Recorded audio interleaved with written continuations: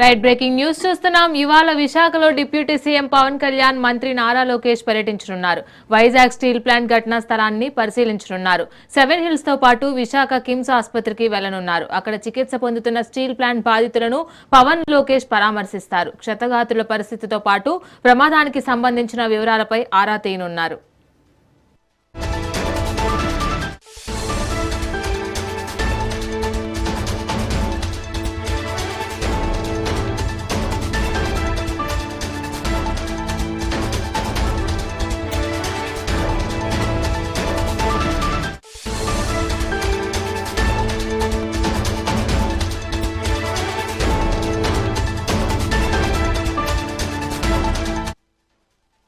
ఇక మృతదేహాల గుర్తింపునకు డిఎన్ఏ పరీక్షలు కొనసాగుతున్నాయి. డిఎన్ఏ పరీక్ష కోసం బాధిత కుటుంబాల నుంచి వైద్యులు నమూనాలు సేకరించారు. టెస్టుల కోసం మృతదేహాలను కేజీహెచ్ కు తరలించారు. మొత్తం 8 మృతదేహాలు కేజీహెచ్ మార్చురీకి పంపించారు. మృతదేహాలు గుర్తుపట్టలేని విధంగా ఉన్నాయని అధికారులు తెలిపారు. ఇప్పటికే పలు నమూనాలను సేకరించి విజయవాడ ల్యాబ్ కు పంపించారు. ఇందులో 2 మృతదేహాలు గుర్తించారు. భానుకుమార్, రమణ మృతదేహాలను అధికారులు గుర్తించడం జరిగింది. మిగిలిన వారి గుర్తింపు కోసం నమూనాల సేకరణ కొనసాగుతోంది. డెడ్ బాడీల గుర్తింపు అనంతరం బంధువులకు అప్పగిస్తారు. అలాగే మృతదేహాలను స్వస్థలాలకు తరలించేందుకు వాహనాలు సిద్ధం చేశారు.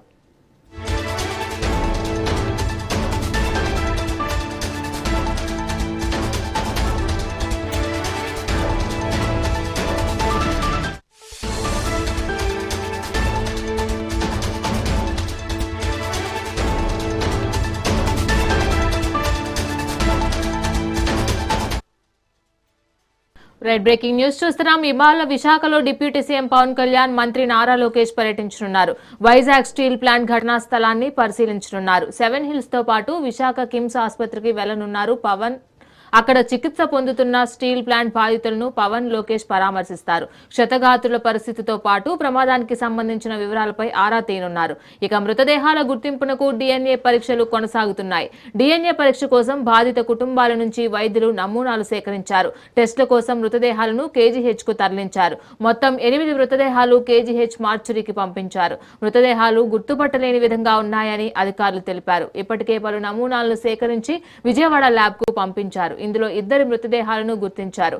భానుకుమార్, రమణ మృతదేహాలను అధికారులు గుర్తించడం జరిగింది. మిగిలిన వారి గుర్తింపు కోసం నమూనాల సేకరణ కొనసాగుతోంది. డెడ్ బాడీల గుర్తింపు అనంతరం బంధువులకు అప్పగిస్తారు. అలాగే మృతదేహాలను స్వస్థలాలకు తరలించేందుకు వాహనాలు సిద్ధం చేశారు.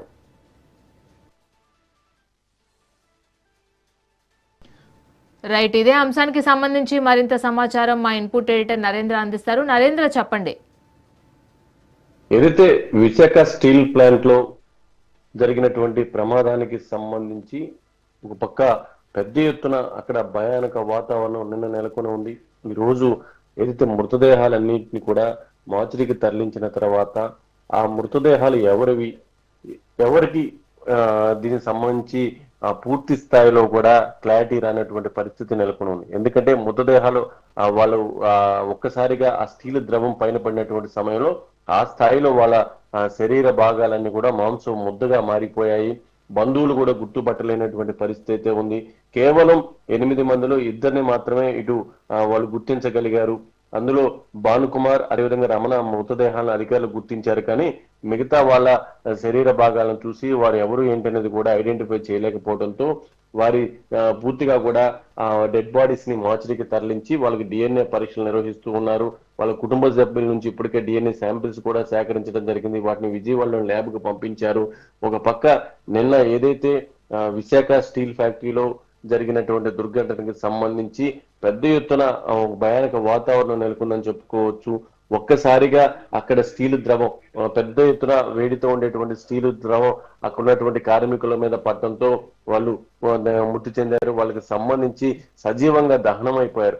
దానిపై నిన్నే ముఖ్యమంత్రి చంద్రబాబు నాయుడు కూడా అధికారులను అప్రమత్తం చేశారు. దానికి తగిన విధంగా చర్యలు తీసుకోవాలంటూ కూడా ఆదేశాలు జారీ చేశారు. బాధితులందరికీ వారి కుటుంబంలో వాళ్ళ కుటుంబ సభ్యులను కూడా అన్ని విధాలు ఆదుకుంటామంటూ కూడా ఇటు రాష్ట్ర ప్రభుత్వం చెప్తోంది. ఈ రోజు ఆంధ్రప్రదేశ్ మంత్రి, ఉప ముఖ్యమంత్రి పవన్ కళ్యాణ్ కూడా విశాఖలో పర్యటించబోతున్నారు. దానికి తగిన విధంగానే వాళ్ళకి సంబంధించినటువంటి షెడ్యూల్ గా సిద్ధమైంది. ఒక పక్క ఇప్పటికే కేంద్ర మంత్రి రామ్మోహన్ నాయుడు కూడా అక్కడ ఉన్నటువంటి హాస్పిటల్లో వైద్యం అందించుకున్నటువంటి ఎవరైతే బాధితులు ఉన్నారో వాళ్ళని పరామర్శించారు. వాళ్ళకి అన్ని విధాల ప్రభుత్వం అండగా ఉంటుందంటూ భరోసా ఇచ్చారు.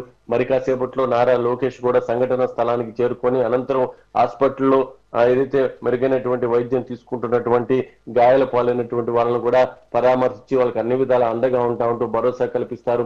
ఇప్పటికే ఉప ముఖ్యమంత్రి పవన్ కళ్యాణ్ షెడ్యూల్ కూడా ఖరారైంది. నిన్న ఎప్పుడైతే ఈ దుర్ఘటనకు సంబంధించినటువంటి సమాచారం పవన్ కళ్యాణ్ అందిందో వెంటనే పవన్ కళ్యాణ్ కూడా దిగ్భ్రాంతి వ్యక్తం చేశారు.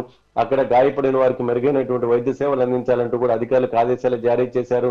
అసలు దీనికి సంబంధించి పూర్తి స్థాయిలో కూడా రాష్ట్ర ప్రభుత్వం చాలా సీరియస్ గా తీసుకుని దాని మీద అసలు ఇది నిర్వహణ లోపమా లేకుంటే సాంకేతిక లోపమా అనే దాని మీద కూడా విచారణ జరగబోతుంది. ఏదేమైనప్పటికీ ఇక్కడ ఆ ప్రమాదంలో మృతి చెందిన వారికి సంబంధించి వాళ్ళ కుటుంబ సభ్యులు అన్ని విధాలు ఆదుకుంటామంటూ ప్రభుత్వం భరోసా ఇస్తుంది. మరోపక్క గాయపడిన వారికి మెరుగైనటువంటి వైద్య సేవలు అందించే విధంగా కూడా అధికార యంత్రాంగాన్ని అప్రమత్తం చేశారు.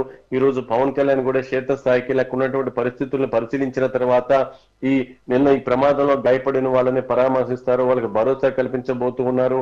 మొత్తంగా ఏదైతే ఫ్యాక్టరీలో కట్టుదిట్టమైనటువంటి రూల్స్ అమలు చేస్తున్నప్పటికీ తరచూ ఈ ప్రమాదాలు జరగటం, ఈ ప్రమాదాల వల్ల కార్మికులు కానీ అక్కడ పనిచేస్తున్నటువంటి వాళ్ళు అదేవిధంగా కొంతమంది చుట్టుపక్కల వాళ్ళు కూడా పెద్ద ఎత్తున ఇబ్బంది పడుతున్నటువంటి పరిస్థితి కనిపిస్తూ ఉంది.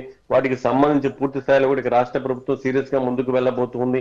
నిన్న జరిగినటువంటి ప్రమాదానికి సంబంధించి పూర్తి స్థాయిలో విచారణ కొనసాగి దానికి సంబంధించి ఏం జరిగింది ఏంటి అనేది మాత్రం వెలుగులోకి రావాల్సినటువంటి పరిస్థితి ఉంది.